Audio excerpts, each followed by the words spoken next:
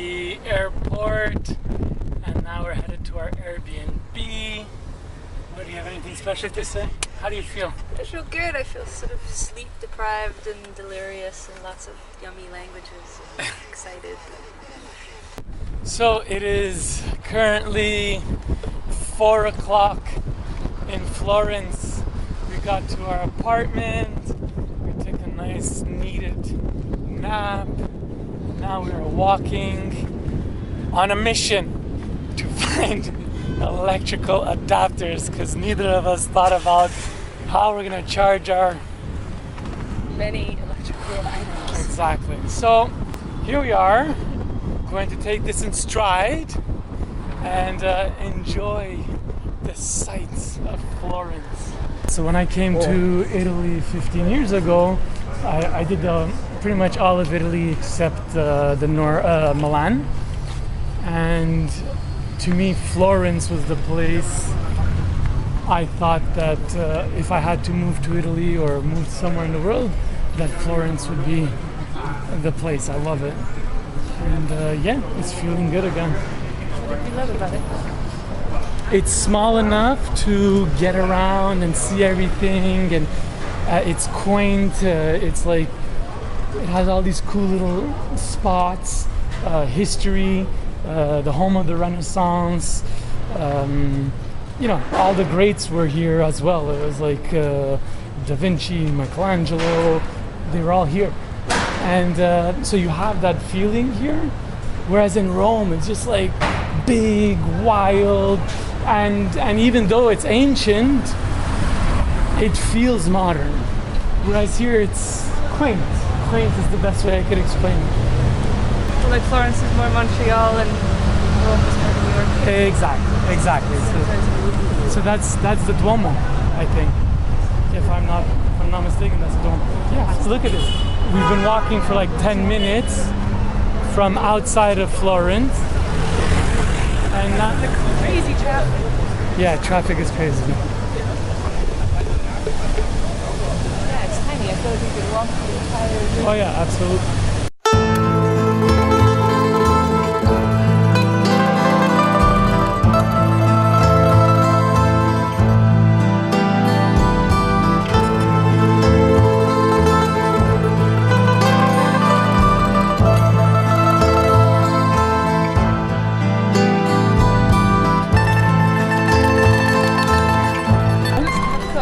Must have coffee. Is this swearing?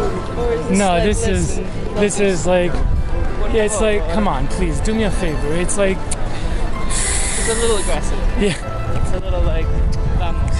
it's it's condescending. Italian, It's condescending. Italian 101 in Yeah. sign language. This I is think go if I fuck just- yourself. This is fanculo. Vaffanculo, go fuck yourself. Is I'm it? sure that I don't even need to learn the words. I can just do the hand gestures and we can navigate with your Italian. Bello. Okay. Vamos a tomar un café. So we're just at the Casa de Dante, who is considered the father of modern Italian. So we're having our first lunch. I'm really curious. I want to use this opportunity to kind of get to know you better, more than I do.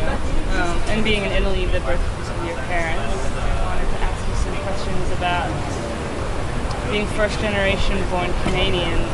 What parts of Italy did your parents like want to impress on you, and what kind of naturally came through just by having Italian parents? Right, good question.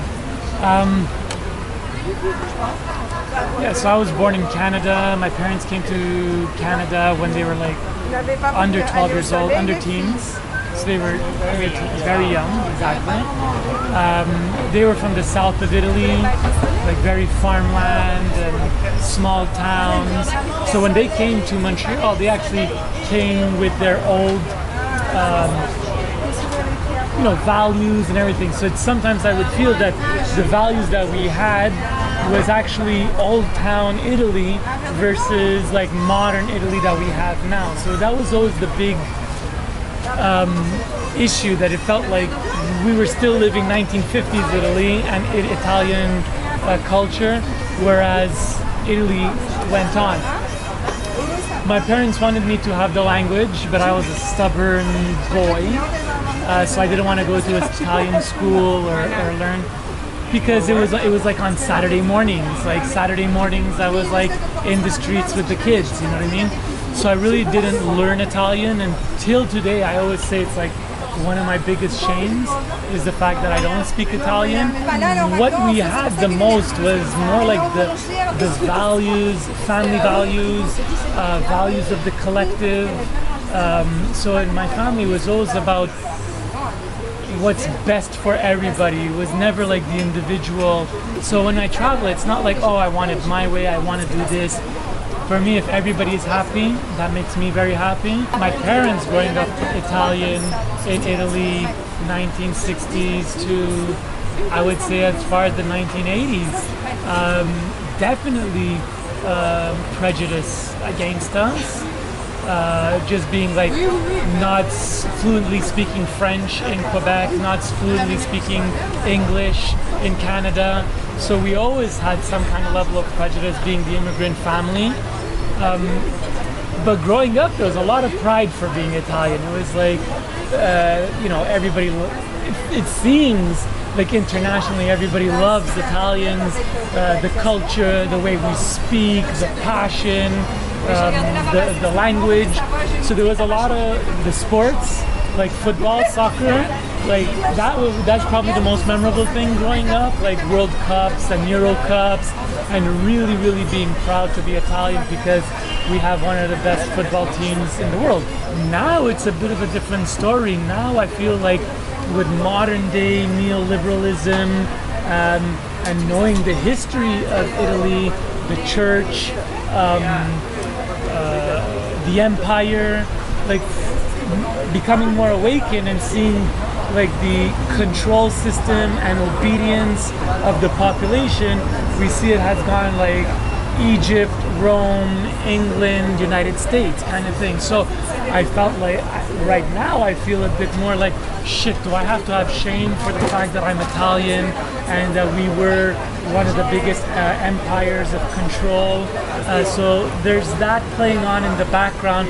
Speaking of like art and history, that's something that Italians, I think we take a lot of pride. When you walk over here and you see the beautiful art from the buildings, the architecture, the whole Renaissance, science, art, architecture, Michelangelo, Da Vinci, Botticelli, like leaders that changed the world in terms of the way we look at science and art and humanities. It's actually, I was reading that the Renaissance was the root of humanities, the whole like culture of humanities. So yeah, for that there's a lot of pride, and I feel it in my blood. Like I feel that creativity, I feel that need to create and bring beauty into the world. And I think Mondeose, in its small way, is a bit of an expression of that artistic expression that is in my Italian genes. Reaching 40 years old, being back here, it's like just my eye is much more critical in terms of symbolism, symbology, like everything from religion, the Bible, all of it. It's all like symbolic metaphor. So this time I'm here with a much more like attuned eye. I've done a lot more studies. I know what's happening. I've studied different secret societies. So I'm looking for coding in plain sight.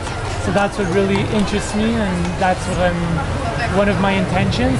And the other intention is just to feel into the land.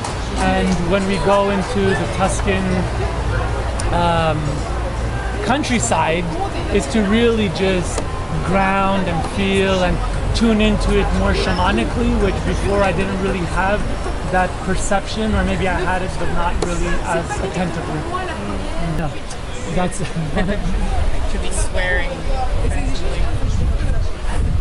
So we finished walking, we did some grocery shopping, we came back, we crashed out, and now it's about 9-10 p.m. and we're gonna have some vino as we look over into our view, and then we'll probably go out for some supper. So I really don't know if this is the end of the video or not, but bear with us. Just wanted to say hello one more time, see my sleepy eyes. So Ciao. bear with us, we'll see if we're still on or I want to learn Italian. Mwah, molto bene, mwah, ciao. Ciao. Good morning.